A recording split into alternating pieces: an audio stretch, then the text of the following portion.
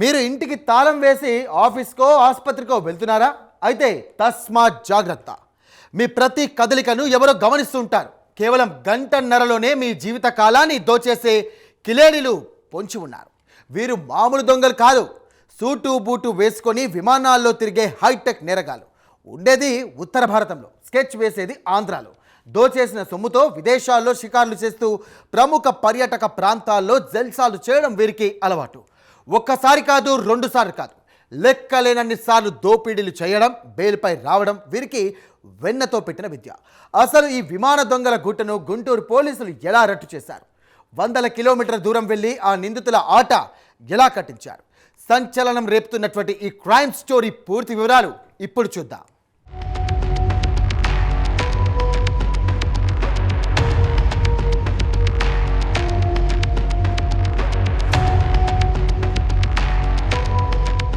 గుంటూరు నగరం IPD colony ఫిబ్రవరి 7వ తేదీ మధ్యాహ్నం సమయం. సంగడిగుంటకు చెందిన ఒక కుటుంబం అత్యవసర పని మీద ఆసుపత్రికి వెళ్ళింది. కేవలం కొన్ని గంటల వ్యవధిలోనే వారు తిరిగి వచ్చేసరికి ఇల్లు గొల్లయింది. తాళాలు పగలగొట్టి ఉన్నాయి. బీరువాలోని సుమారు 246 గ్రాముల బంగారం, 1,20,000 నగదు మాయమయ్యాయి. నేరం జరిగిన తీరు చూస్తే ఇది పక్కా ప్రొఫెషనల్స్ పని అని అర్థమైంది. ఈ నిందితుల స్టైలే వేరు. దర్జాగా టక్ వేసుకుని విమానాల్లో వస్తారు. ఇక్కడ ద్విచక్ర వాహనాలను తస్కరించి వీధుల్లో తిరుగుతూ తాళం వేసి ఉన్న ఇళ్లను గుర్తిస్తారు. కేవలం 1.5 గంట మాత్రమే రెక్కీ నిర్వహిస్తారు. పగలు అందరూ చూస్తుండగానే తాళాలు పగలగొట్టి క్షణాల్లో మాయమవుతారు. దొంగతనం ముగిశాక మళ్లీ విమానాల్లోనే చెక్కేస్తారు.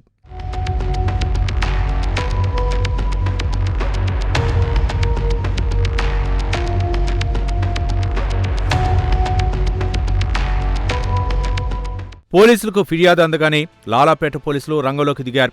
డీఎస్పీ అజీజ్ ఆధ్వర్యంలో సీఐ శివప్రసాద్, ఎస్ఐ కాసిం బృందం దర్యాప్తు చేపట్టింది.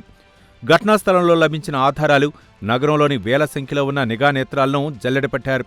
సాంకేతిక పరిజ్ఞానాన్ని వాడి నిందితుల్ని ఉత్తరప్రదేశ్లోని గజియాబాద్కు చెందిన ఇమ్రాన్, రషీద్లుగా గుర్తించారు. ఆ వెంటనే ఆంధ్రప్రదేశ్ పోలీసులు ఉత్తర భారతదేశానికి పయనమయ్యారు. 15 రోజుల పాటు ప్రాణాలకు తెగించి గజియాబాద్లోని మురాద్ నగర్ గల్లీలో మారువేషాల్లో తిరిగారు. అక్కడ తిష్టవేసి నిందితుల కదలికలపై నిఘా ఉంచారు. చివరకు ఎస్పీ వకుల్ జిందాల్ అక్కడి స్థానిక పోలీసులతో సమన్వయం చేసుకుని భారీ ఆపరేషన్కు తెరలేపారు.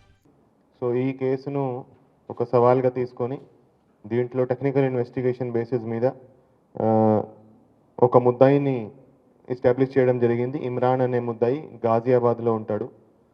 సో అతని కోసము మన ఎస్ఐ లాలాపేట్ వాళ్ళతో పాటు టీమ్ గాజియాబాద్లో ఆల్మోస్ట్ 10 to 15 డేస్ అక్కడ ఉండి వాళ్ళని ట్రేస్ చేయడం జరిగింది. సో చాలా కష్టపడి చాలా హార్డ్ వర్క్ చేసి వాళ్ళను ట్రేస్ చేయడం జరిగింది. సో అక్కడ ఇమ్రాన్ అండ్ రషీద్ ఇద్దరు ముద్దాయిలని, గాజియాబాద్కి సంబంధించిన ముద్దాయిలని అరెస్ట్ చేయడం జరిగింది.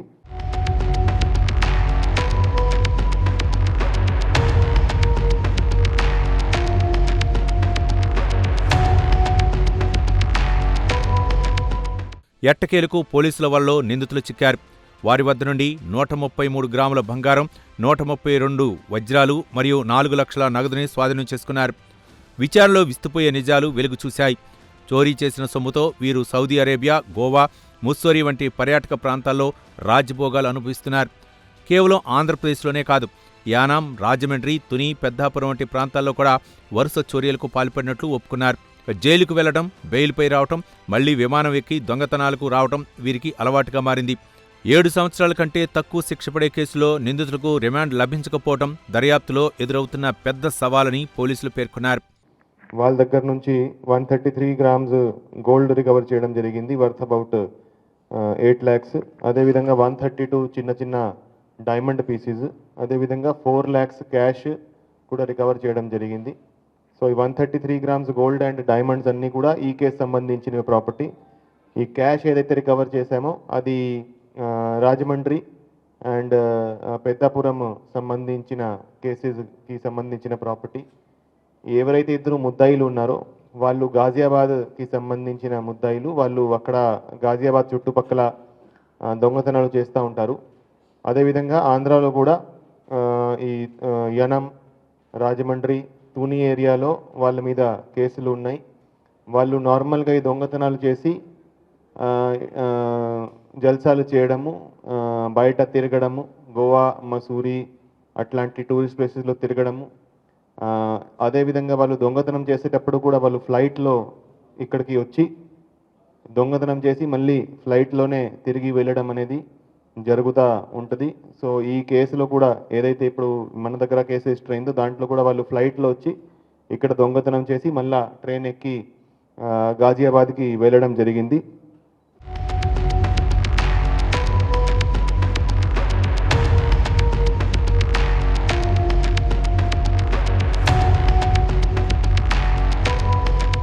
నేరగాళ్లు ఎంతటి గట్టికులైనా చట్టం ముందు తలవంచక తప్పదని గుంటూరు పోలీసులు నిరూపించారు. సరిహద్దులు దాటి వెళ్లి నేరగాళ్లను పట్టుకోవడంలో లాలాపేట ఇన్స్పెక్టర్ ఎస్ఐ హసీం బృందం చూపిన తెగువ సామాన్యమైనది కాదు. దట్టమైన ఉత్తరాది ముఠాల మధ్యలోకి వెళ్లి నిందితుల జాడ కనిపెట్టడం ఒక సినిమాటిక్ చేజ్లా సాగింది. నిందితులు దొరకకుండా పారిపోయేందుకు ప్రయత్నించినా పోలీసులు పక్కా వ్యూహంతో వారిని చుట్టుముట్టారు. నిఘా కెమెరాలు, నెట్వర్క్ అనాలిసిస్ ద్వారా నిందితుల అసలు ముఖాలను వెలికితీసిన వైనం పోలీసుల చాకచక్యానికి నిదర్శనం. ఈ అద్భుతమైన విజయం సాధించిన పోలీసు అధికారులను ఎస్పీ అభినందించి ప్రశంసాపత్రాలు అందజేశారు.